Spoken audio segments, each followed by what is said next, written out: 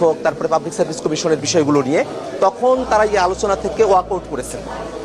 স্বভাবতই এই বিষয়টা নিয়ে আমরা বলেছি যে এটা তো আমরা কোনো একটা দলের নীতি আদর্শ বা কোনো একটা দলের গঠনতন্ত্র ঠিক করার জন্য আমরা এখানে বসি নেই। আমরা গোটা জাতির প্রত্যাশার জায়গাগুলোকে কিভাবে রাষ্ট্রীয় কাঠামোর মধ্য দিয়ে পূরণ করা সম্ভবপর হবে সেরকম একটা কাঠামো বিনির্মাণের জন্যই কিন্তু আমরা এখানে বসেছি।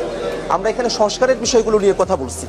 যদি কারো কাছে মনে হয় যে পিএসসিকে, সরকারি কর্ম কমিশনকে, দুর্নীতি দমন কমিশনকে সেটা আগে যেভাবে নিয়োগ হতো সেভাবে নিয়োগ হলেই জাতির জন্য ভালো, তাহলে তারা সেটা যুক্তি দিয়ে উপস্থাপন করবেন।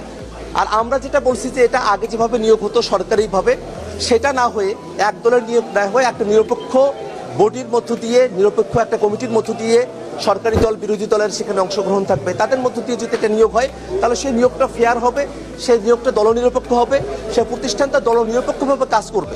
নির্বাচন কমিশন তারা আসলে ক্ষমতায় আসতে পারে না এতদিন, নির্বাচন যেগুলো আছে আর কি সেগুলো আসলে একতরফাভাবে হয়ে গেছে, তারা এটাতে ভুক্তভোগী হয়েছে নির্বাচনের কারণে।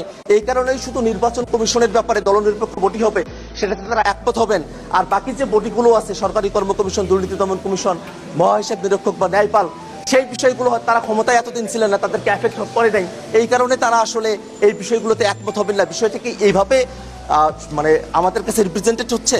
আমি আসলে একটা বিএনপির প্রতিনিধিদের কাছে প্রশ্ন রাখতে চাই।